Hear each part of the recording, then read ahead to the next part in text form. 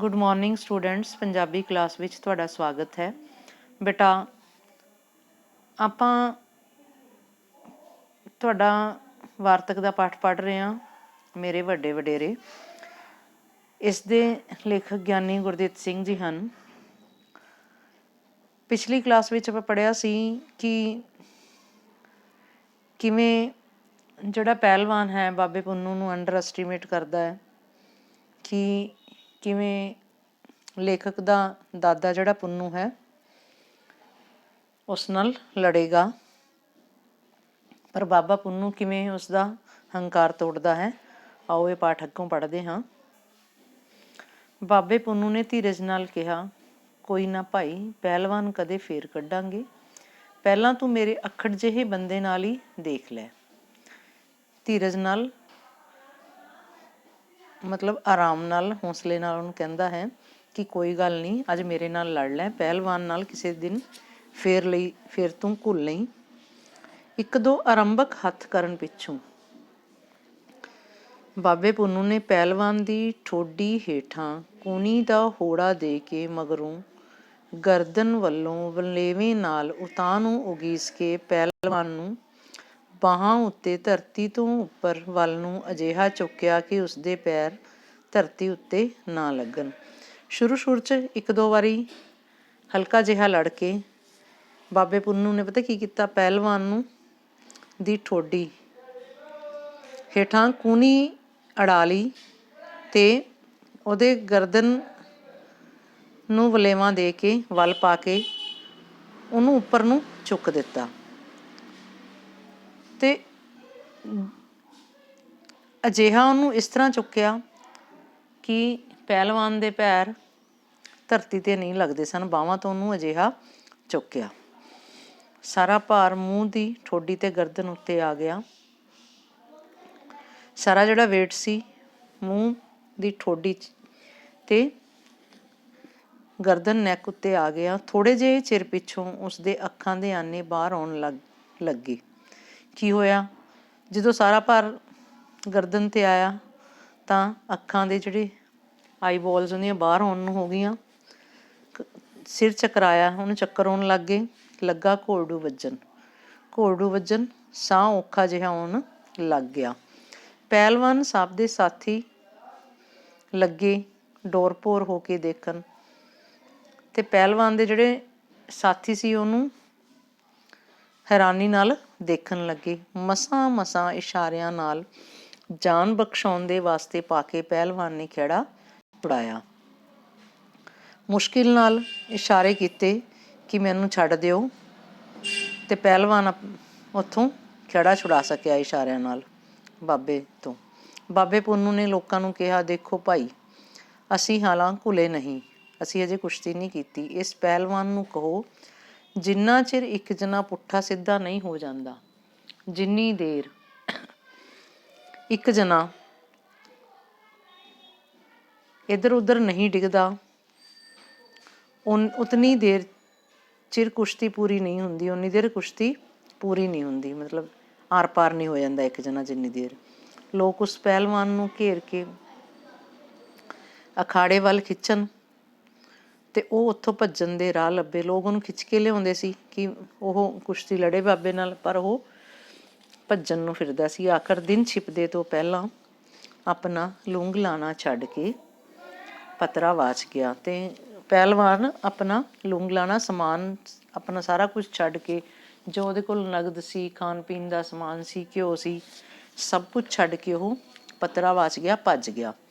ਬਾਬੇ ਪੁੰਨੂ ਦੀ ਜੈ ਦੀ ਧੁਨੀ ਲੋਕਾਂ ਦੇ ਦਿਲਾਂ ਵਿੱਚ ਕਈ ਵਰ੍ਹੇ ਗੂੰਜਦੀ। ਕਈ ਸਾਲ ਲੋਕਾਂ ਦੇ ਮਨਾਂ ਵਿੱਚ ਬਾਬੇ ਪੁੰਨੂ ਦੀ ਜੈ ਜੈਕਾਰ ਹੁੰਦੀ ਰਹੀ। ਇੱਕ ਵਾਰ ਦੀ ਗੱਲ ਹੈ, ਇੱਕ ਪੁਰਾਣੇ ਸ਼ਹਿਤੂਤ ਦਾ ਦਰਖਤ ਹਨੇਰੀ ਨਾਲ ਜੜ੍ਹਾਂ ਤੋਂ ਉਖੜ ਕੇ ਰਾਹ ਦੇ ਵਿਚਾਲੇ ਡਿੱਗ ਪਿਆ। ਲੇਖਕ ਇੱਕ ਹੋਰ ਬਾਬੇ ਦੀ ਗੱਲ ਸੁਣਾਉਣ ਲੱਗਾ ਹੈ ਕਿ ਇੱਕ ਵਾਰ ਪੁਰਾਣਾ ਸ਼ਹਿਤੂਤ ਦਾ ਰੁੱਖ ਹਨੇਰੀ ਨਾਲ ਜੜ੍ਹਾਂ ਤੋਂ ਉਖੜ ਕੇ ਰਾਹ ਵਿਚਾਲੇ ਆ ਡਿੱਗਿਆ। ਉਸ ਦੀਆਂ ਜੜ੍ਹਾਂ ਧਰਤੀ ਤੋਂ ਉਖੜ ਕੇ ਬਾਹਰ ਆ ਗਈਆਂ, ਪਰ ਵਿੱਚੋਂ ਅਲੱਗਾ ਨਾ ਹੋਣ, ਪਰ ਵਿੱਚੋਂ ਅੱਡ ਨਾ ਹੋਈਆਂ। ਜੜ੍ਹਾਂ ਉਖੜ ਕੇ ਤਾਂ ਬਾਹਰ ਆ ਗਈਆਂ, ਪਰ ਅੰਦਰ ਵੀ ਅਟਕੀਆਂ ਹੋਈਆਂ ਸਨ। ਦਰਖਤ ਰਾਹ ਵਿੱਚ ਅੜਿੱਕਾ ਬਣ ਕੇ ਪੈ ਗਿਆ।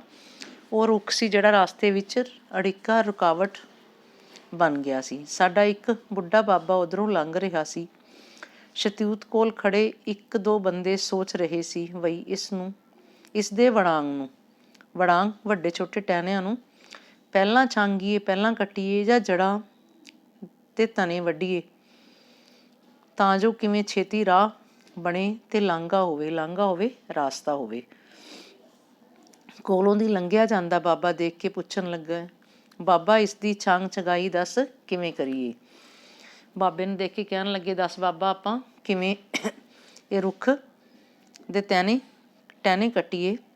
ਬਾਬੇ ਨੇ ਕਿਹਾ, ਖਿੱਚ ਕੇ ਘਰ ਲੈ ਜਾਓ, ਆਪੇ ਛਾਂਗ ਛੰਗਾਈ ਹੁੰਦੀ ਰਹੇਗੀ। ਇਹਨੂੰ ਖਿੱਚ ਕੇ ਘਰ ਲੈ ਜਾਓ, ਆਪੇ ਕੱਟੇ ਜਾਣਗੇ ਇਹਦੇ ਟਹਿਣੇ। ਉਹਨਾਂ ਕਿਹਾ, ਲੈ ਬਈ ਬਾਬਾ, ਰਹੀ ਗੱਲ, ਜੇ ਤੂੰ ਖਿੱਚ ਕੇ ਲੈ ਜਾਵੇਂ ਤਾਂ ਸ਼ਤੂਤ ਤੇਰਾ ਹੋਇਆ। ਬਸ ਜੀ, ਫਿਰ ਕੀ ਸੀ। ਬਾਬੇ ਨੇ ਪਹਿਲਾਂ ਵੜਾਂਗ ਵਾਲੇ ਪਾਸਿਓਂ ਸ਼ਤੂਤ ਨੂੰ ਉਥਲ ਪੁਥਲ ਕੇ ਜੜ੍ਹਾਂ ਉਖਾੜ ਦਿੱਤੀਆਂ। ਫਿਰ ਜੜ੍ਹਾਂ ਵੱਲੋਂ ਖਿੱਚ ਕੇ ਅੰਦਰ ਵੜ ਕੇ ਦਮ ਲਿਆ। ਬਾਬਾ ਉਹਨੂੰ ਇੱਧਰੋਂ ਪੁੱਠਾ ਸਿੱਧਾ ਕਰਕੇ ਖਿੱਚ ਕੇ ਟਹਿਣੀਆਂ ਨੂੰ ਝਟਕਾ ਮਾਰਿਆ ਤੇ ਉਖਾੜਤਾ ਤੇ ਫਿਰ ਉਹਨੂੰ ਖਿੱਚ ਕੇ ਲੈ ਗਿਆ। ਤੰਗ ਦਰਵਾਜ਼ੇ ਵਿੱਚ ਅੜਿੱਕਾ ਲੱਗਿਆ। ਤੰਗ ਦਰਵਾਜ਼ਾ ਛੋਟਾ ਸੀ ਤੇ ਰੁਕਾਵਟ ਲੱਗ ਗਈ। ਦੋ ਚਾਰ ਝਟਕੇ ਲਾ ਕੇ ਜੜ੍ਹਾਂ ਵੱਲੋਂ ਟਾਹਣੀਆਂ ਫੜ ਕੇ ਅਜਿਹੇ ਖਿੱਚ ਕੇ ਕਿ ਸੁੱਕੜ ਕੇ ਨਾਲ ਲੱਗ ਗਈਆਂ। ਫਿਰ ਦੋ ਚਾਰ ਹੁਚਕਿਆਂ ਨਾਲ ਸਾਰਾ ਰੁੱਖ ਘਸੀਟ ਕੇ ਅੰਦਰ ਖਿੱਚ ਲਿਆ, ਹੁਚਕਿਆਂ ਨਾਲ ਝਟਕਿਆਂ ਨਾਲ। ਤੇ ਬਾਬੇ ਨੇ ਕੀ ਕੀਤਾ, ਦੋ ਚਾਰ ਝਟਕੇ ਮਾਰੇ ਤੇ ਉਹਨੂੰ ਰੁੱਖ ਨੂੰ ਘਸੀਟ ਲਿਆ, ਖਿੱਚ ਲਿਆ ਤੇ ਅੰਦਰ ਸੁੱਟ ਦਿੱਤਾ। ਜਿਨ੍ਹਾਂ ਸੱਜਣਾਂ ਨੂੰ ਇਹਨਾਂ ਗੱਲਾਂ ਉੱਤੇ ਇਤਬਾਰ ਨਾ ਹੋਵੇ, ਵਿਸ਼ਵਾਸ ਨਾ ਹੋਵੇ, ਉਹ ਸਾਡੇ ਘਰ ਵਿੱਚ ਕਿੱਕਰ ਦੀ ਚੜੀ ਹੋਈ ਲਟੈਨ ਦਾ ਪ੍ਰਤੱਖ ਪ੍ਰਮਾਣ ਅੱਖੀਂ ਦੇਖ ਸਕਦੇ ਹਨ, ਜਿਸ ਦੀ ਕਥਾ ਇਸ ਤਰ੍ਹਾਂ ਹੈ। ਜਿਨ੍ਹਾਂ ਨੂੰ ਇਹਨਾਂ ਗੱਲਾਂ 'ਤੇ ਇਤਬਾਰ ਨਹੀਂ ਨਾ ਹੋ, ਉਹ ਸਾਡੇ ਘਰ ਕਿੱਕਰ ਦੀ ਚੜੀ ਹੋਈ ਲਟੈਨ ਨੂੰ ਦੇਖ ਕੇ ਵਿਸ਼ਵਾਸ ਕਰ ਸਕਦੇ ਹੈ। ਇਹਦੇ ਬਾਰੇ ਵੀ ਇੱਕ ਕਹਾਣੀ ਹੈ। ਕਹਿੰਦੇ ਹਨ, ਸਾਡਾ ਵੱਡਾ ਦਾਦਾ ਦਾਸ ਬਾਹਰ ਮਹਿਰੇ ਵਿੱਚ ਡੰਗਰਾਂ ਨੂੰ ਵੱਗ ਵਿੱਚ ਰਲਾਉਣ ਗਿਆ। ਜਿਹੜਾ ਸਾਡਾ ਵੱਡਾ ਬਾਬਾ ਸੀ ਨਾ, ਉਹ ਪਸ਼ੂ ਕੋਈ ਚਰਾਉਣ ਜਾਂਦਾ ਸੀ, ਉਹਨੂੰ ਵੱਗ ਵਿੱਚ, ਮਤਲਬ ਵੱਗ ਹੁੰਦਾ ਸਮੂਹ ਪਸ਼ੂਆਂ ਦਾ, ਉਹਦੇ ਵਿੱਚ ਆਪਣੇ ਪਸ਼ੂਆਂ ਨੂੰ ਨਾਲ ਭੇਜਣ ਲਈ ਗਿਆ। ਫਿਰਦੇ ਫਰਾਂਦੇ ਇੱਕ ਕਿੱਕਰ ਦੀ ਗੇਲੀ ਉੱਤੇ ਨਿਗਾਹ ਪੈ ਗਈ। ਤੁਰਦੇ ਤੁਰਦੇ ਕੀ ਹੋਇਆ ਕਿ ਉਸਦੀ ਜੋ ਨਿਗਾਹ ਸੀ ਕਿੱਕਰ ਦੀ ਇੱਕ ਵੱਡੇ ਸਾਰੇ ਟਹਿਣੇ ਉੱਤੇ ਪੈ ਗਈ। ਉਸ ਗੇਲੀ ਨੂੰ ਕੁਝ ਬੰਦੇ ਪਹਿਲਾਂ ਕਿਧਰੋਂ ਦੂਰੋਂ ਨੇੜਿਓਂ ਉੱਥੇ ਲਿਆ ਕੇ ਸੁੱਟ ਗਏ ਸਨ। ਉਸ ਮੋਟੇ ਸਾਰੇ ਤਣੇ ਨੂੰ ਕੀ ਸੀ, ਦੂਰੋਂ ਤੇ ਨੇੜਿਓਂ ਲਿਆ ਕੇ ਕੁਝ ਬੰਦੇ ਉੱਥੇ ਸਿੱਟ ਗਏ ਸੀ ਬਈ ਜਦੋਂ ਜਦੋਂ ਮੌਕਾ ਲੱਗਿਆ ਫਿਰ ਪਿੰਡ ਲੈ ਜਾਵਾਂਗੇ। ਲੱਕੜ ਦੀ ਅਜਿਹੀ ਮਾਰ-ਧਾੜ ਪਹਿਲਾਂ ਆਮ ਹੁੰਦੀ ਸੀ। ਪਹਿਲਾਂ ਕੀ ਹੁੰਦਾ ਸੀ, ਲੋਕ ਲੱਕੜਾਂ ਹੀ ਬਾਲਦੇ ਸੀ, ਲੱਕੜਾਂ ਦੀ ਕਮੀ ਰਹਿੰਦੀ ਸੀ ਤੇ ਜਦੋਂ ਵੀ ਮੌਕਾ ਲੱਗਦਾ ਸੀ ਰੁੱਖ ਕੱਟ ਕੇ ਲੈ ਜਾਂਦੇ ਸਨ। ਸਾਡੇ ਬਾਬੇ ਨੇ ਕਿਹਾ, ਚੌਧਰੀ, ਇਹ ਟੰਬਾ ਜਿਹਾ ਕਿਸ ਦਾ ਹੈ? ਟੰਬਾ, ਛੋਟੀ ਜਿਹੀ ਲੱਕੜ। ਸਾਡੇ ਬਾਬੇ ਨੇ ਪਿੰਡ ਦੇ ਚੌਧਰੀ ਨੂੰ ਕਿਹਾ, ਛੋਟੀ ਜਿਹੀ ਲੱਕੜ ਕਿਹਦੀ ਹੈ? ਉਸਦਾ ਜਿਹੜਾ ਲੈ ਜਾਵੇ। ਚੌਧਰੀ ਨੇ ਅੱਗੋਂ ਜਵਾਬ ਦਿੱਤਾ ਕਿ ਉਸੇ ਦਾ ਹੈ ਜਿਹੜਾ ਇਸ ਨੂੰ ਲੈ ਜਾਵੇਗਾ। ਚੌਧਰੀ ਨੇ ਵਿਅੰਗ ਕੀਤਾ, ਕਮੈਂਟ ਕੀਤਾ, ਬਈ ਇਹ ਏਡੀ ਲੱਕੜ ਨੂੰ ਟੰਬਾ ਹੀ ਦੱਸਦਾ। ਫਿਰ ਚੌਧਰੀ ਬੁਰਾ ਨਾ ਮਨਾਇਓ ਆਖ ਕੇ ਬਾਬੇ ਨੇ ਨਾ ਕੀਤੀ ਹਾਂ ਨਾ ਕੀਤੀ ਹੂੰ ਝੱਟ ਮੋਢਾ ਹੇਠਾਂ ਡਾਹ ਦਿੱਤਾ ਉਸ ਲੱਕੜ ਦੇ ਟਹਿਣੇ ਥੱਲੇ ਲਾਇਆ ਤੇ ਕਿੱਕਰ ਦੀ ਗੇਲੀ ਘਰ ਲਿਆ ਸੁੱਟੀ। ਕਿੱਕਰ ਦੀ ਗੇਲੀ ਨੂੰ ਘਰ ਲੈ ਆਇਆ। ਉਸਦੀ ਲਟੈਨ ਚੜਾਈ ਗਈ। 80-90 ਵਰ੍ਹੇ ਪਿੱਛੋਂ ਮਸਾਂ ਪਿਛਲੇ ਸਾਲੀਓਂ ਸੁੱਕੀ ਪੱਕੀ ਤੁੱਛ ਮੁੱਛ ਕੇ ਹੌਲੀ ਹੋਈ ਲਟੈਨ ਜਦੋਂ ਚੜਾਈ ਗਈ ਤਾਂ ਪਿੰਡ ਦੇ 94 8-10 ਗੱਭਰੂ ਇਕੱਠੇ ਕਰਨੇ ਪਏ। ਤਾਂ 80-90 ਸਾਲਾਂ ਮਗਰੋਂ ਵੀ ਜਦੋਂ ਉਹ ਸੁੱਕ ਗਈ ਅਤੇ ਤੁੱਛ ਮੁੱਛ ਮਤਲਬ ਉਹਨੂੰ ਵੱਢ ਕੱਟ ਦਿੱਤਾ, ਅਤੇ ਜਦੋਂ ਉਹਨਾਂ ਦਾ ਫੇਰ ਬੀਮ ਪਾਉਣ ਲੱਗਿਆ, ਲਟੈਨ ਬੀਮ ਹੁੰਦਾ। ਪਹਿਲਾਂ ਜਿਹੜੇ ਛੱਤਾਂ ਹੁੰਦੀਆਂ ਸੀ ਨਾ, ਰੁੱਖ ਦਾ ਮਤਲਬ ਪੇੜ ਦੇ ਜਿਹੜੇ ਤਣੇ ਹੁੰਦੇ ਸੀ ਉਹਨਾਂ ਨੂੰ ਬੇਸ ਬਣਾ ਦਿੱਤਾ ਜਾਂਦਾ ਸੀ, ਉਹਦੇ ਉੱਤੇ ਛੱਤ ਪਾਈ ਜਾਂਦੀ ਸੀ।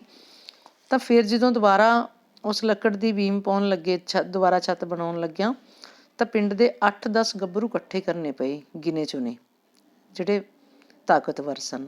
ਉਹ ਰਲ ਕੇ ਲਟੈਨ ਚੜ੍ਹਾਉਣ ਨਾਲੇ ਬਾਬਿਆਂ ਦੇ ਗੁਣ ਗਾਉਣ। ਦੇਖੋ ਬਈ, ਹੁਣ ਸਾਰੇ ਪਿੰਡ ਦੇ 94 ਮੁੰਡੇ ਲੱਗੇ ਹਨ। ਬਾਬਾ ਪਤਾ ਨਹੀਂ ਕਾਹਦਾ ਬਣਿਆ ਹੋਇਆ ਸੀ। ਇਹ ਪਿੰਡ ਦੇ ਇੰਨੇ ਸਾਰੇ ਲੋਕ ਇਕੱਠੇ ਹੋ ਕੇ ਮਸਾਂ ਚੜ੍ਹਾਈ ਜਾਂਦੇ ਹੈ, ਅਤੇ ਬਾਬਾ ਪਤਾ ਨਹੀਂ ਕਿਸ ਚੀਜ਼ ਦਾ ਬਣਿਆ ਹੋਇਆ ਸੀ, ਜਿਹੜਾ ਇਕੱਲਾ ਹੀ ਗੇਲੀ ਚੁੱਕ ਲਿਆਇਆ ਸੀ। ਇਕੱਲੇ ਬਾਬਿਆਂ ਦੀਆਂ ਗੱਲਾਂ ਹੀ ਨਹੀਂ, ਉਹਨਾਂ ਦੀਆਂ ਭੈਣਾਂ ਵੀ ਅਜਿਹੀਆਂ ਸਨ। ਤਾਂ ਲੇਖਕ ਦੱਸਦਾ ਹੈ ਕਿ ਸਿਰਫ ਬਾਬੇ ਹੀ ਨਹੀਂ, ਉਹਨਾਂ ਦੀਆਂ ਜਿਹੜੀਆਂ ਭੈਣਾਂ ਸੀ ਨਾ, ਦਾਦੇ ਦੀਆਂ ਭੈਣਾਂ ਸੀ, ਉਹ ਵੀ ਇਸੇ ਤਰ੍ਹਾਂ ਦੀਆਂ ਸੀ। ਕਹਿੰਦੇ ਹਨ, ਇੱਕ ਵਾਰ ਸਾਡੇ ਘਰ ਦੇ ਸਾਰੇ ਜੀ ਮੈਂਬਰ ਜਦੋਂ ਬਾਹਰ ਜਵਾਰ ਦੇ ਸਿੱਟੇ ਡੁੰਗਦੇ ਸੀ, ਉਹਨਾਂ ਦੀ ਛੋਟੀ ਭੈਣ ਰੋਟੀ ਲੈ ਕੇ ਗਈ। ਕਹਿੰਦੇ ਇੱਕ ਵਾਰ ਦੀ ਗੱਲ ਹੈ, ਜਦੋਂ ਸਾਡੇ ਘਰ ਦੇ ਸਾਰੇ ਮੈਂਬਰ ਖੇਤ ਵਿੱਚ ਜਵਾਰ, ਇੱਕ ਅਨਾਜ ਹੈ ਜਿਵੇਂ ਬਾਜਰਾ ਹੈ, ਜਵਾਰ ਦੇ ਸਿੱਟੇ ਬੂਟੇ ਡੁੰਗਣਾ, ਵੱਢਣਾ, ਉੱਤੋਂ ਵੱਢਣਾ। ਜਦੋਂ ਫਸਲ ਕੱਟੀ ਜਾਂਦੀ ਤਾਂ ਉੱਤੋਂ ਵੱਢ ਲਿੱਤੀ ਜਾਂਦੀ ਹੈ ਨਾ, ਜਿਹਦੇ ਵਿੱਚ ਦਾਣੇ ਹੁੰਦੇ ਹੈ। ਸਾਰੇ ਮੈਂਬਰ ਜਦੋਂ ਜਵਾਰ ਦੇ ਬੂਟੇ ਨੂੰ ਉੱਤੋਂ ਵੱਢਣ ਗਏ, ਤਾਂ ਉਹਨਾਂ ਦੀ ਛੋਟੀ ਭੈਣ ਰੋਟੀ ਲੈ ਕੇ ਗਈ। ਛੋਟੀ ਭੈਣ ਰੋਟੀ ਲੈ ਕੇ ਚਲੀ ਗਈ। ਆਉਂਦੀ ਹੋਈ ਡੂੰਘੇ ਹੋਏ ਸਾਰੇ ਸਿੱਟਿਆਂ ਦੀ ਪੰਡ ਬੰਨ੍ਹ ਲਿਆਈ, ਅਤੇ ਆਉਂਦੀ ਹੋਈ ਉਹਨੇ ਕੀ ਕੀਤਾ, ਜਿਹੜੇ ਸਾਰੇ ਉਹ ਉੱਪਰੋਂ ਵੱਢੇ ਹੋਏ ਸਿੱਟੇ ਪਏ ਸੀ, ਬੂਟੇ ਪਏ ਸੀ, ਉਹਨਾਂ ਨੂੰ ਪੰਡ ਬੰਨ੍ਹ ਕੇ ਲੈ ਆਈ। ਆਉਂਦੀ ਹੋਈ ਉਹ ਸਾਰੇ ਬੂਟਿਆਂ ਨੂੰ ਇਕੱਠਾ ਕਰਕੇ ਲੈ ਆਈ। ਜਦੋਂ ਉਹ ਸਿੱਟੇ ਕੁੱਟ ਕੇ ਸਾਰੀ ਜਵਾਰ ਜੋਖੀ ਤੋਲੀ, ਤਾਂ 5 ਮਣ ਕੱਚੀ ਹੋਈ, ਤਾਂ 5 ਮਣ ਸਾਰੀ ਹੋਈ। 1 ਮਣ ਦੇ ਵਿੱਚ 40 ਕਿੱਲੋ ਹੁੰਦਾ, ਤਾਂ 5 ਮਣ ਦੇ ਵਿੱਚ 200 ਕਿੱਲੋ ਜਵਾਰ ਹੋ ਗਈ। ਤਾਂ 200 ਕਿੱਲੋ ਜਵਾਰ ਉਹ ਸਿਰ 'ਤੇ ਚੁੱਕ ਲਿਆਈ। ਬਾਕੀ ਨਿੱਕ ਸੁੱਕ ਅਣਜੋਖਿਆ ਹੀ ਪਰੇ ਸੁੱਟ ਦਿੱਤਾ। ਅਣਜੋਖਿਆ ਬਿਨਾਂ ਤੋਲਿਆਂ ਹੀ ਇੱਧਰ ਉੱਧਰ ਸੁੱਟ ਦਿੱਤਾ, ਜਿਹੜਾ ਹੋਰ ਨਾਲ ਸੀ। ਬਾਬਿਆਂ ਦੀ ਇੱਕ ਭੈਣ ਪਿੰਡ ਚੜਿੱਕ ਵਿੱਚ ਵਿਆਹੀ ਹੋਈ ਸੀ। ਪਹਿਲ ਸਹੁਰੇ ਗਈ ਤਾਂ ਸ਼ਾਮ ਨੂੰ ਬਾਹਰ ਜਾਣ ਵੇਲੇ ਰਾਹ ਵਿੱਚ ਇੱਕ ਪਹਿਲਵਾਨ ਮੁਗਦਰ ਚੁੱਕਦਾ ਦੇਖਿਆ। ਸ਼ਾਮ ਨੂੰ ਜਦੋਂ ਬਾਹਰ ਗਏ, ਪਿੰਡਾਂ ਵਿੱਚ ਫਰੈਸ਼ ਹੋਣ ਬਾਹਰ ਜਾਂਦੇ ਸੀ, ਤਾਂ ਦੇਖਿਆ ਕਿ ਇੱਕ ਪਿੰਡ ਦਾ ਪਹਿਲਵਾਨ ਮੁਗਦਰ ਚੁੱਕ ਰਿਹਾ ਸੀ, ਐਕਸਰਸਾਈਜ਼ ਕਰ ਰਿਹਾ ਸੀ। ਮੁਗਦਰ ਹੁੰਦਾ ਪੱਥਰ ਦੇ ਬਣੇ ਹੋਏ ਡੰਬਲ ਜਿਹੇ ਹੁੰਦੇ ਆ, ਜਿਨ੍ਹਾਂ ਨੂੰ ਨਾਲੇ ਪਹਿਲਵਾਨ ਐਕਸਰਸਾਈਜ਼ ਕਰਦੇ ਹੈ।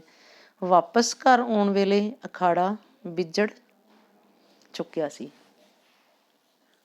ਵਿਛੜ ਖਤਮ ਹੋ ਚੁੱਕਿਆ ਸੀ ਅਖਾੜਾ। ਬਾਬਿਆਂ ਦੀ ਭੈਣ ਨੇ ਆਪਣੀ ਸੱਸ ਨੂੰ ਪੁੱਛਿਆ, ਅੰਮਾ ਇੱਥੇ ਮੁੰਡੇ ਜਿਹੇ ਕੀ ਕਰਦੇ ਸੀ? ਇੱਥੇ ਮੁੰਡੇ ਕੀ ਕਰ ਰਹੇ ਸਨ? ਧੀਏ, ਇਹ ਮੁਗਦਰ ਚੱਕਦੇ ਸੀ। ਪਿੰਡ ਦਾ ਇੱਕ ਪਹਿਲਵਾਨ ਬੜਾ ਨਰੋਇਆ ਤਾਕਤਵਰ ਹੈ। ਉਸ ਬਿਨਾਂ ਹੋਰ ਕੋਈ ਨੇੜੇ ਦੇ ਪਿੰਡ ਵਿੱਚ ਮੁਗਦਰ ਨੂੰ ਨਹੀਂ ਚੁੱਕ ਸਕਦਾ। ਉਹਦੇ ਤੋਂ ਬਿਨਾਂ ਹੋਰ ਕੋਈ ਇਹ ਜਿਹੜੇ ਪੱਥਰ ਦੇ ਬਣੇ ਹੋਏ ਡੰਬਲ ਹੈ ਐਕਸਰਸਾਈਜ਼ ਕਰਨ ਵਾਲੇ, ਉਹਨੂੰ ਨਹੀਂ ਚੁੱਕ ਸਕਦਾ। ਬਾਕੀ ਲੋਕ ਦੂਰੋਂ ਨੇੜਿਓਂ ਉਸਨੂੰ ਦੇਖਣ ਆਏ ਹੋਏ ਸੀ। ਸਾਹਮਣੇ ਮੁਗਦਰ ਪਿਆ ਸੀ। ਅੰਮਾ ਜੀ, ਇਸਨੂੰ ਮੁਗਦਰ ਆਖਦੇ ਹਨ, ਆਖ ਕੇ ਉਸਨੇ ਜਿਉਂ ਚੁੱਕਿਆ, ਨਾਲ ਲੱਗਦੇ ਇੱਕ ਖੋਲੇ ਵਿੱਚ ਵਗਾ ਸੁੱਟਿਆ। ਉਹਨੇ ਜਿਵੇਂ ਹੀ ਚੁੱਕਿਆ ਤੇ ਵਗਾਣਾ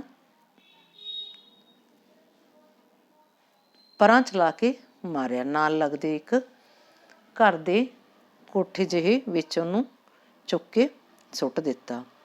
ਦਿਨ ਚੜ੍ਹਿਆ ਤਾਂ ਲੋਕ ਲੱਗੇ ਮੁਗਦਰ ਦੀ ਭਾਲ ਕਰਨ।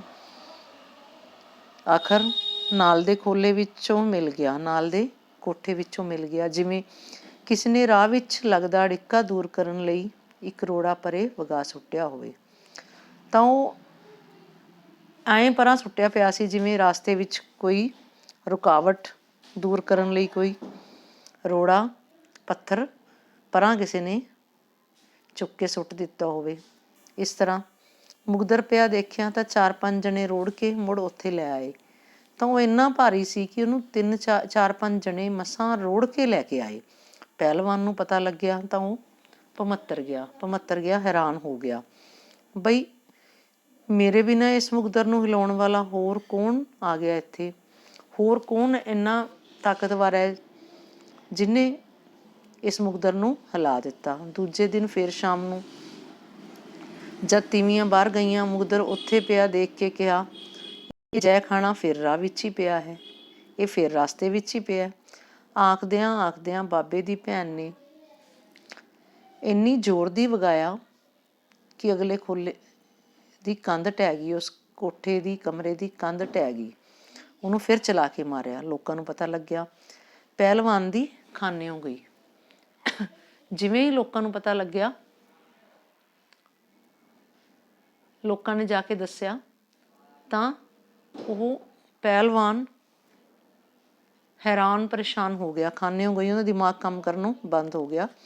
ਦੂਜੇ ਦਿਨ ਥਾਲੀ ਵਿੱਚ 101 ਰੁਪਏ ਤੇ ਇੱਕ ਸੁੱਚਾ ਤਿਉਰ, ਸੁੱਚੇ ਤਿੱਲੇ ਦੀ ਕਢਾਈ ਵਾਲਾ ਤਿਉਰ, 3 ਕੱਪੜੇ, ਕਮੀਜ਼, ਸਲਵਾਰ ਤੇ ਚੁੰਨੀ, ਇਹਨੂੰ ਤਿਉਰ ਕਹਿੰਦੇ ਆ 3 ਕੱਪੜਿਆਂ ਨੂੰ, ਲੈ ਕੇ ਪਹਿਲਵਾਨ ਆਇਆ ਤੇ ਬਾਬਿਆਂ ਦੀ ਭੈਣ ਨੂੰ ਨਜ਼ਰਾਨਾ ਪੇਸ਼ ਕਰਕੇ ਕਿਹਾ, ਨਜ਼ਰਾਨਾ ਭੇਂਟ ਪੇਸ਼ ਕਰਕੇ ਕਿਹਾ, ਚਾਚੀ ਤੂੰ ਮੇਰੀ ਧਰਮ ਦੀ ਭੈਣ ਹੋਈ। ਚਾਚੀ ਲੱਗਦੀ ਸੀ ਰਿਸ਼ਤੇ 'ਚ, ਪਰ ਉਹਨੂੰ ਕਿਹਾ ਕਿ ਤੂੰ ਅੱਜ ਤੋਂ ਮੇਰੀ ਧਰਮ ਦੀ ਭੈਣ ਹੈ। ਤੂੰ ਇੰਨੀ ਤਾਕਤਵਰ, ਮੈਂ ਨਾ ਤਾਕਤਵਰ, ਤਾਂ ਤੂੰ ਮੇਰੀ ਧਰਮ ਦੀ ਭੈਣ ਹੋਈ। ਧੰਨ ਤੂੰ, ਧੰਨ ਤੇਰੇ ਜਨਮ ਦੇ, ਤੂੰ ਧੰਨ ਹੈ ਜਿਹਦੇ 'ਚ ਇੰਨੀ ਤਾਕਤ ਹੈ ਇੱਕ ਔਰਤ ਹੁੰਦੇ ਹੋਏ ਵੀ, ਤੇ ਧੰਨ ਹਨ ਤੈਨੂੰ ਜਨਮ ਦੇਣ ਵਾਲੇ। ਮੈਂ ਤਾਂ ਬਸ ਦਰਸ਼ਨਾਂ ਲਈ ਆਇਆ ਹਾਂ, ਤੈਨੂੰ ਦੇਖਣ ਲਈ ਆਇਆ ਬਈ ਅਜਿਹੀ ਸ਼ਕਤੀ ਵਾਲੀ ਦੇਵੀ ਇੱਥੇ ਕੌਣ ਹੈ, ਇੱਥੇ ਅਜਿਹੀ ਦੇਵੀ ਕੌਣ ਹੈ ਜਿਹਦੇ ਵਿੱਚ ਇੰਨੀ ਤਾਕਤ ਹੈ। ਮੈਂ ਅੱਜ ਤੋਂ ਪਹਿਲਵਾਨੀ ਛੱਡੀ, ਮੈਂ ਅੱਜ ਤੋਂ ਪਹਿਲਵਾਨੀ ਨਹੀਂ ਕਰੂੰਗਾ। ਕਹਿੰਦੇ ਜੀ ਜਿਤਨੀ ਚਿਰ ਪਹਿਲਵਾਨ ਜਿਉਂਦਾ ਰਿਹਾ, ਹਰ ਇੱਕ ਤਿਥ ਤਿਉਹਾਰ 'ਤੇ, ਹਰ ਇੱਕ ਮੌਕੇ 'ਤੇ, ਹਰ ਇੱਕ ਤਿਉਹਾਰ 'ਤੇ ਉਹਨੂੰ ਬਾਬਿਆਂ ਦੀ ਭੈਣ ਨੂੰ ਤਿਉਰ ਤੇ ਕੱਪੜੇ ਲੀੜੇ ਚੜਾਉਂਦਾ ਰਿਹਾ, ਉਹਨੂੰ ਕੱਪੜੇ ਦਿੰਦਾ ਰਿਹਾ। ਬਾਬਿਆਂ ਦੀ ਭੈਣ ਦੀ ਉਸ ਭੈਣ ਦੇ 2 ਪੁੱਤ ਜਨਮੇ। ਕਹਿੰਦੇ ਹਨ ਦੁੱਧ ਰਿੜਕਣ ਵੇਲੇ ਉਹ ਦੋਹਾਂ ਨੂੰ ਕੋਲੇ ਸੱਦ ਲੈਂਦੀ ਤੇ ਜੋ ਮੱਖਣੀ ਨਿਕਲਦੀ ਅੱਧੋ ਅੱਧ ਵੰਡ ਕੇ ਖਵਾਉਂਦੀ, ਫਿਰ ਦੜਾਉਂਦੀ, ਨਸਾਉਂਦੀ ਤੇ ਜ਼ੋਰ ਕਰਾਉਂਦੀ। 2 ਪੁੱਤਰ ਹੋਏ, ਉਹਨਾਂ ਦਾ ਉਹ ਤਾਜ਼ਾ ਮੱਖਣ ਖਵਾਉਂਦੀ, ਉਹਨਾਂ ਨੂੰ ਐਕਸਰਸਾਈਜ਼ ਕਰਾਉਂਦੀ, ਭਜਾਉਂਦੀ ਤੇ ਉਹਨਾਂ ਦੇ ਖਾਣ ਪੀਣ ਦਾ ਖੂਬ ਧਿਆਨ ਰੱਖਦੀ ਸੀ। ਉਹਨਾਂ ਵਿੱਚੋਂ ਇੱਕ ਵੱਡਾ ਮੰਗਲ ਸਿੰਘ ਨਾਮੀ ਪਹਿਲਵਾਨ ਹੋਇਆ। ਉਹਨਾਂ ਵਿੱਚੋਂ ਇੱਕ ਫੇਮਸ ਪਹਿਲਵਾਨ ਹੋਇਆ ਜਿਹਦਾ ਨਾਮ ਮੰਗਲ ਸਿੰਘ ਸੀ। ਉਹ ਆਪਣੇ ਮਾਮਿਆਂ ਨੂੰ ਮਿਲਣ ਲਈ ਮੇਰੇ ਪਿੰਡ ਆਇਆ। ਲੋਕਾਂ ਨੇ 1 ਮਹੀਨੇ ਲਈ ਘੁਲਣ ਵਾਸਤੇ ਰੱਖ ਲਿਆ। ਲੋਕਾਂ ਨੇ ਇਹਨਾਂ ਨੂੰ ਕਿਹਾ ਵੀ ਤੂੰ ਇੱਥੇ ਰਹਿ ਤੇ ਇੱਥੇ ਸਾਨੂੰ ਕੁਸ਼ਤੀ ਕਰਕੇ ਦਿਖਾ। ਉਹ 1.25 ਮਣ ਦੀਆਂ ਉਂਗਲੀਆਂ ਫੇਰਿਆ ਕਰਦਾ ਸੀ। 1.25 ਮਣ ਦੇਹੋ, 1 ਮਣ 'ਚ 40 ਕਿਲੋ ਹੁੰਦਾ, ਤਾਂ ਸਮਝੋ ਉਹ 1 ਮਣ ਤੋਂ ਵੀ ਉੱਤੇ ਉਂਗਲੀਆਂ ਨੂੰ ਘੁਮਾਉਂਦਾ। ਮਹੀਨਾ ਭਰ ਉਂਗਲੀਆਂ ਫੇਰਦਾ ਰਿਹਾ, ਐਕਸਰਸਾਈਜ਼ ਕਰਦਾ ਰਿਹਾ। ਸਾਰਾ ਪਿੰਡ ਦੇਖਣ ਜਾਂਦਾ, ਬਾਹਰੋਂ ਵੀ ਲੋਕ ਦੇਖਣ ਆਉਂਦੇ, ਪਰ ਮੇਰੇ ਬਾਬੇ ਹੋਰੀ ਨਾ ਗਏ। ਦੇਖਣ ਨਾ ਗਏ। ਇੱਕ ਦਿਨ ਚੌਧਰੀ ਨੇ ਕਿਹਾ, ਬਾਬਾ ਤੁਹਾਡਾ ਭਾਣਜਾ ਆਇਆ ਹੋਇਆ, ਕਿਸੇ ਦਿਨ ਉਸਦਾ ਕਰਤੱਵ ਦੇਖ ਕੇ ਹੌਸਲਾ ਅਫਜ਼ਾਈ ਤਾਂ ਕਰਿਆਓ। ਤੁਸੀਂ ਚੱਲੋ, ਕਿਸੇ ਦਿਨ ਜੋ ਉਹ ਕੰਮ ਕਰਦਾ ਹੈ, ਅਚਰਜ ਕਰਦਾ ਹੈ,